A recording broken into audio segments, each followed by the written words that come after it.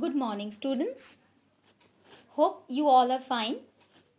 Today, we will read a new short story that is The Last Leaf. You will find this story in your English to Buzzword book. So, you all open chapter 9, page number 111 in your Buzzword book. Before reading the story or explaining the story, I would like to share some words with you about the author of the story. The author of the story is O. Henry. Who is O. Henry? O. Henry is the pen name. Pen name means is not the real name. Means he is basically known by this name. But actual name is different.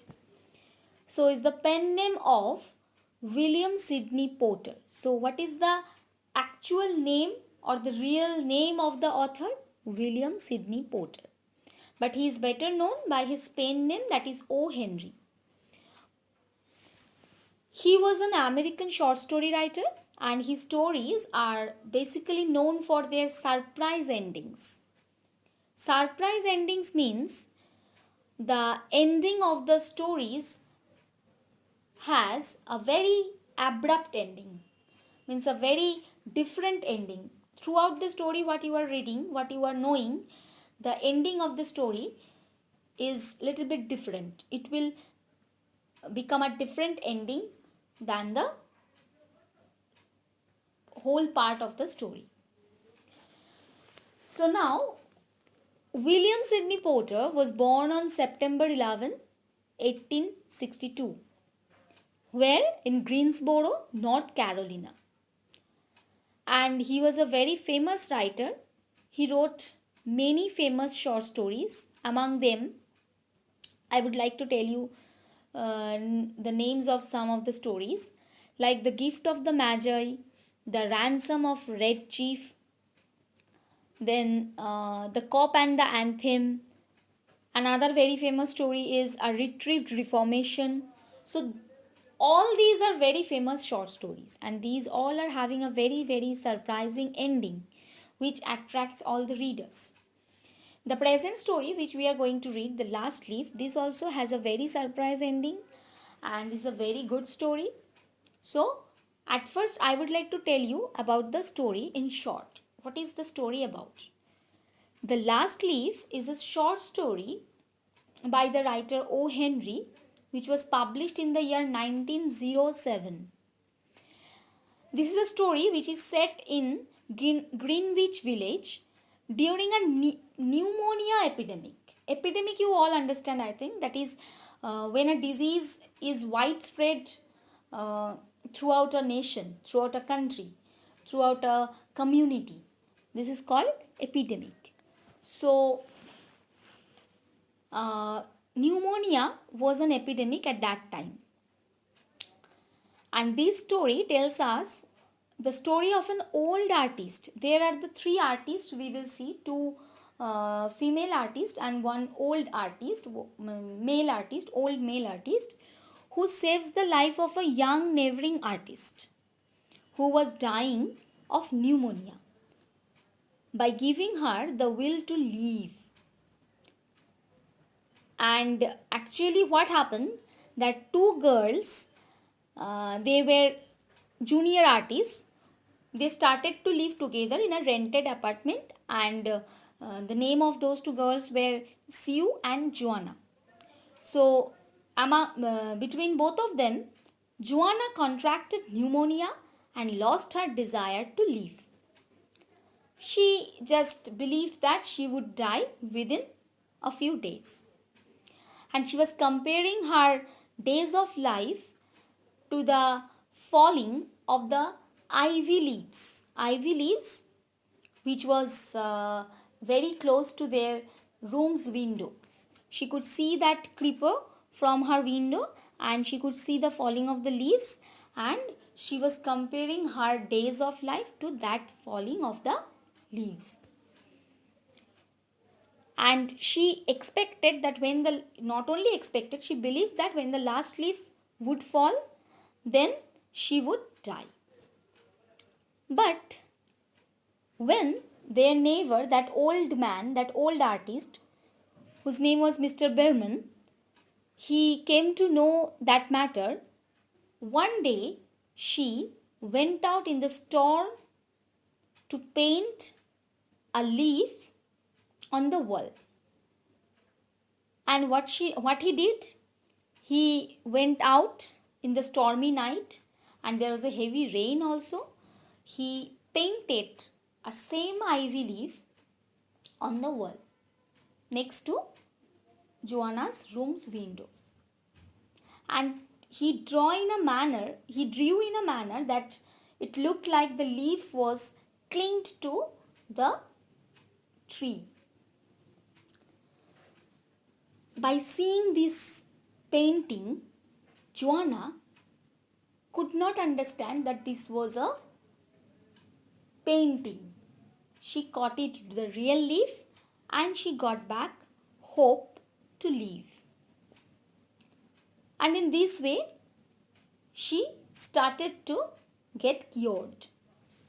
But on the other hand, after that day, Mr. Berman contracted pneumonia as he caught cough and cold and high fever due to the heavy rain and storm of that night. And later on, he died. So, this is the story, students. In this story, we can learn how an artist gave hope to another artist to live with his painting, by his art.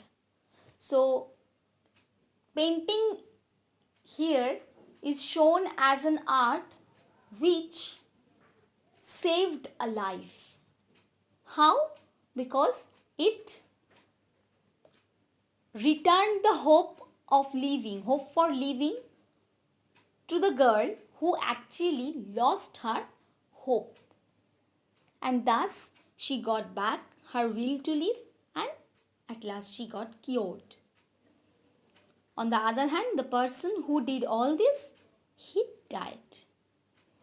Now students, I will explain the story to you line after line. Sue and Joanna were two friends who shared an apartment in a colony for poor artists. So where they lived?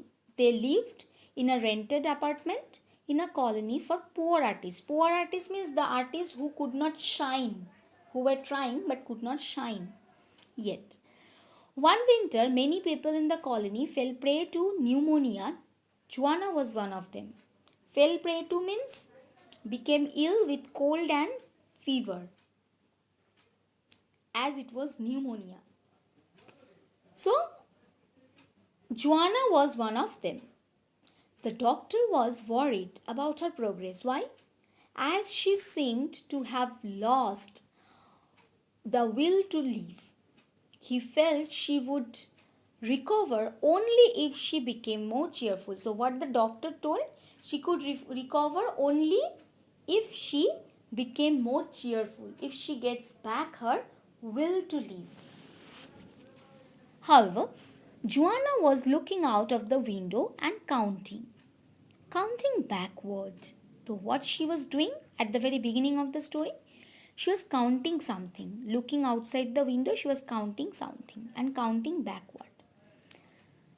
12, she said, and a little later, 11, and then 10, and 9, and 8, and 7, almost all together. In this manner, she was counting. She looked out of the window. What was there to count? There was only a bare yard and a brick wall. An old ivy vine climbed halfway up the brick wall. Ivy vine is an ivy creeper with dark green leaves. This is a creeper. So, Sue asked, what are you looking outside? There is nothing, only a bare yard. Bare means empty yard and a brick wall is there, and there was an old ivy vine which climbed halfway up the brick wall. The cold wind had ripped the leaves from the vine until its branches clung almost bare to the clumbing bricks. So, what she told, that the cold wind had already ripped off all the leaves from the vine until its branches clung almost bare to the crumbling bricks. What is it, dear? Asks you. So Siu is asking, there is nothing to look at. What are you looking at? She described the outside, that what was there outside their window. 6, said Joanna. They are falling faster now. 3 days ago, there were almost 100. It made my headache to count them. But now it's easy. There goes another one. There are only 5 left now. So what Joanna said? 6. Joanna said 6. And she said they are falling faster now. 3 days ago there were almost 100. And it was like a headache for her to count them. But now it's very easy. Why it's easy to her? Because there goes another one. Means the leaves are falling very faster now. And so it has become a very easy task for her. And just then only one leaf has fallen. And she told, that is one. So now there are 5 left. 5? What, dear? Tell me. Leaves on the ivy vine. She was not understanding what Joanna was telling. Leaves on the ivy vine. When the last one falls, I must go too. I have known that for 3 days. Didn't the doctor tell you? So what she told? What I'm counting? I'm counting the leaves on the ivy vine. And what she told, when the last leaf would fall, she would also die. She tells that she has known that for 3 days. Means for 3 days she has known to this. That the way the leaves are falling from the tree, that means her life is also going very close to death. And she told that, doctor has not told you. Oh, I have never heard of such nonsense. Who said? Complained Siu. Why Siu was telling this? She was trying to give hope. She was trying to encourage Joanna for leaving. What have old ivy leaves to do with you? Means, so Siu said, what have old ivy leaves to do with your getting well? Means, what have old ivy leaves to do means, what is the connection between old ivy leaves and you?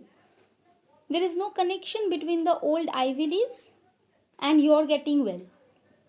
So you take some broth now and let me get back to my drawing so that I can sell it to buy some food for us. What she said?